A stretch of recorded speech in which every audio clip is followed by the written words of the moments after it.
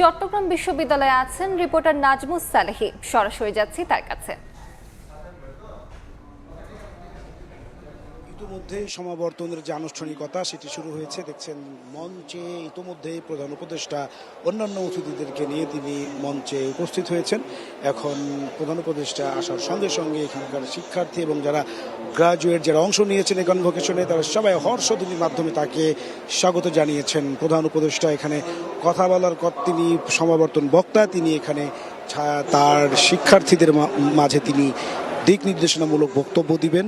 তার শিক্ষার্থী তিনি কিন্তু আসলে এই চট্টগ্রাম বিশ্ববিদ্যালয়ে এক সময় অর্থনীতি বিভাগে অধ্যাপনা করেছেন, তিনি সেখানে পড়িয়েছেন দীর্ঘদিন। এই ডক্টর মোহাম্মদ ইউনূসের নামে কিন্তু এখানে একটি ভবনও রয়েছে, সমাজবিজ্ঞান যে ভবনটি সেটির নাম রাখা হয়েছে ডক্টর মোহাম্মদ ইউনূস ভবন। প্রধান উপদেষ্টা এখানে আসার পর থেকে আসলে তাকে স্বাগত জানায় এই বিশ্ববিদ্যালয়ের শিক্ষক এবং কনভোকেশনে অংশগ্রহণকারী শিক্ষার্থীরা।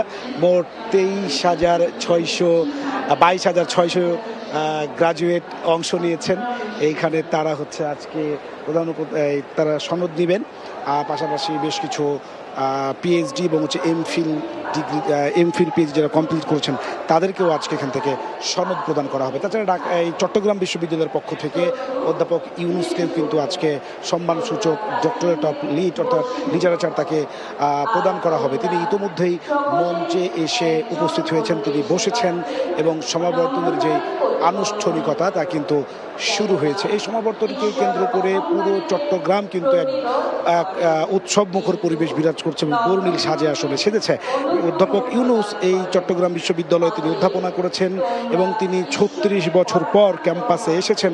তার জন্য একটি বাড়তি আবেগ, তার বাড়তি উৎসাহ উদ্যাপনা যেমন এটা শিক্ষার্থী এবং শিক্ষকদের মধ্যে বিরাজ করছে, ঠিক একইভাবে চট্টগ্রাম বিশ্ববিদ্যালয় থেকে খানিকটা খুবই অল্প একটু দূরে কিন্তু হাটহাজারী সেখানকার যে বাথুয়া গ্রাম, তিনি সেখানে জন্মগ্রহণ করেছেন, সেটি তার পৈতৃক ভিটা। সুতরাং এই বাথুয়া গ্রামের মানুষই কিন্তু আজকে উচ্ছ্বাস উদ্দীপনা বলা চলে। প্রফেসর ইউনূস আজকে তার এলাকায় এসেছেন, তিনি ঘরের ছেলে বলা চলে, তিনি তার ঘরে ফিরেছেন। তাকে কেন্দ্র করে পুরো চট্টগ্রামে উৎসাহ উদ্দীপনা এবং ক্যাম্পাসে 9 বছর পরে সমাবর্তন, সুতরাং ক্যাম্পাসের স্টুডেন্টদের মধ্যে উৎসবমুখর পরিবেশ বিরাজমান।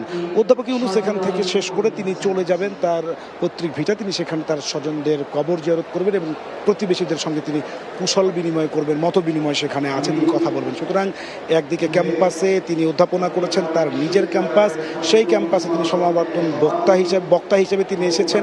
পার্শ্ববর্তী গ্রামে তার বাসা, তিনি এখানকার সন্তান। সব কিছু মিলিয়ে চট্টগ্রাম আজকে বন্দরনগরী, চট্টগ্রামে বর্ণিল সাজে সেজেছে এবং হচ্ছে চট্টগ্রামের মানুষ ব্যাপক উৎসাহ উদ্দীপনায় প্রফেসর ইউনূসকে চট্টগ্রামে স্বাগত জানিয়েছেন। এই ছিল আমার কাছে বিশ্ববিদ্যালয় চট্টগ্রামের সমাবর্তনের সর্বশেষ। সরাসরি যুক্ত ছিলাম চট্টগ্রাম বিশ্ববিদ্যালয়ে।